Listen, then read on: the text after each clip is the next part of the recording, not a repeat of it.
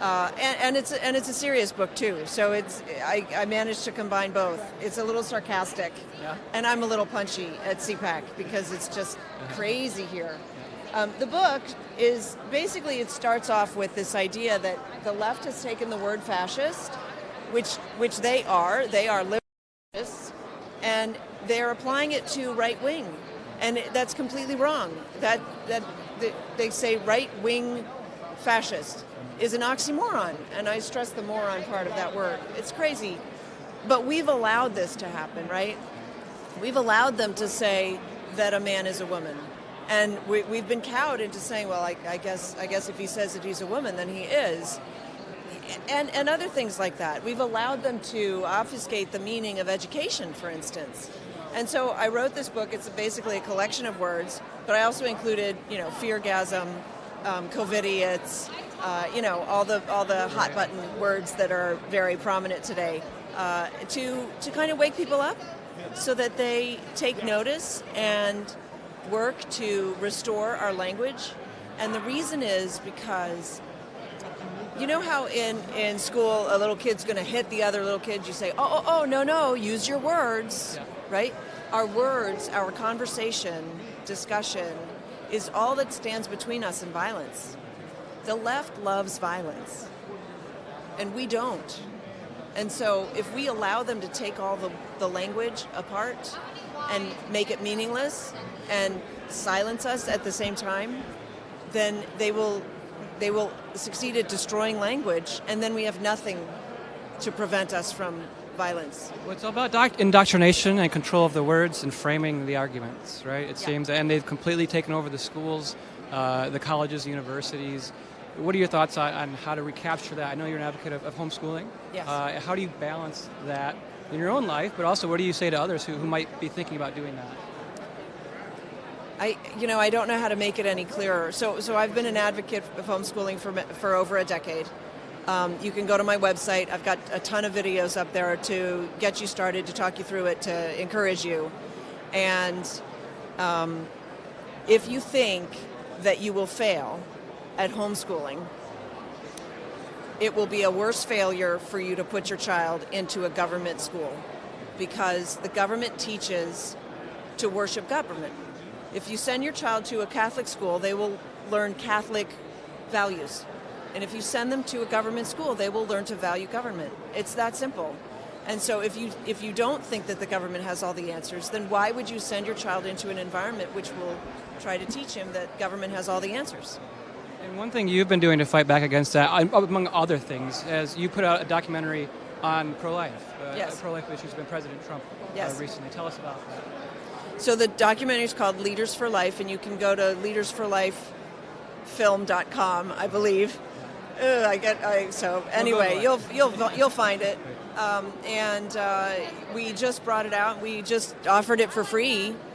We've offered it to pro-life centers and as a fundraising tool and stuff like that. And it just makes the case that, the trailer was, how do you save a nation, right? But how do you save a nation that is bent on its own destruction? By killing babies in the womb. If we don't, our values are supposed to be life, liberty, and the pursuit of happiness. If we don't value life, then we will cease to exist as a nation. And so we must value life. And then it also makes the case that President Trump has been the most pro-life president that we've seen in recent history, in modern times certainly. And now you see Joe Biden expanding the Mexico policy, reinstating the Mexico policy, whereby our tax dollars go to fund other nations killing off their progeny. I just, you can't tell me that you're anti-slavery, but pro-choice. We're also seeing, under President Biden, I hesitate to even use the term. The election was up and so confusing, but he's in there. One of the things the left is doing, or has done in the past, was shut down churches, religious liberty. You yourself were in California, speaking to LifeSite, actually. Yeah. Do you foresee that continuing on? I mean, it doesn't seem that they're going to stop anytime soon with this. Why would they? They hate it because they hate truth. The left hates truth.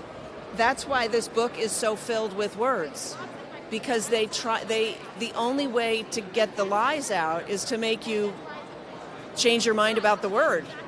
And so the word woman now no longer means what it used to mean. It means something different.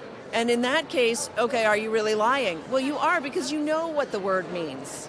So, and frankly, I'm just frustrated that people are so complacent that they will go along with it. And I have people say to me, "You're so staunch and you sacrifice so much." And I go, "No, I'm not sacrificing anything. It's the other people who are sacrificing their values and their beliefs for what? Peace? Right? I mean, it's absurd." And so I would really like for people to wake up and get a copy of my book and take some of it to heart and grow a little bit of a spine. And but of course, the system is rigged, right? Because we are taught in school not to have a spine. We are taught in school that we can't. Seriously, our education system is geared to teach us all the things that we can't. And that's why parents say to me, "Oh, I could never homeschool. I don't even know where I'd start." Well, with that attitude, of course not. But why do you think you can't? Because you've been taught that you can't. Because you've been taught you can't do anything that you haven't already been instructed on by a teacher standing at a blackboard or a whiteboard. And that's wrong, because you can. Because nobody taught you how to lease a car, buy a house, open a bank account. You just went and learned how to do it. And you can do the same thing with the education of your children. And you can really enjoy it. It's the greatest blessing. Last quick question here. I know you have to run. Any message to women, young moms out there who are trying to balance life, work, and homeschooling and everything else? You've touched on it a little bit before, but a lot of women at LifeSite look up to you and respect everything you've done, and they want your words of wisdom. So what would you say to them and other women like them? I've gotten asked that at homeschool conventions. How do I balance being an entrepreneur and having 3 small children? And I said, well, you need to prioritize. And I believe that your priority should be your children. So if you can stay up late and get other work done when the kids are asleep, that's great. But children are for a season. And as children, they have different seasons. And I've managed to do a lot while I've homeschooled. I don't do a lot else. That's my choice. I don't go out to lunch with the girls or, go to the spa for the day. That was my choice because I prioritized. And so I just encourage people to prioritize. But this lie that they've perpetuated now, that you can have it all, no, you have to choose. That's what makes it worthwhile. If you could have it all, none of it would be worthwhile. None of it would be worth anything. Thank you so very much for being with us, and we appreciate your thoughts and time and everything. So, and good luck on the book. It's going to look great, I'm sure. So, Words for Warriors. And buy one for Wonderful. a leftist that you know. Perfect. Excellent. All right. Well, thank you so very much. Thanks. Appreciate your time. Excellent. Thanks so much. All right. Well, for LifeSiteNews here, we're at CPAC. We're going to be here today, tomorrow, and Sunday for President Trump's speech. It should be an excellent speech, and we'll be talking to other pro-life, pro-family leaders throughout the weekend. So stay tuned. We'll have more video content going up on Rumble, and look out for stories on our website. So Stephen Cox for LifeSiteNews.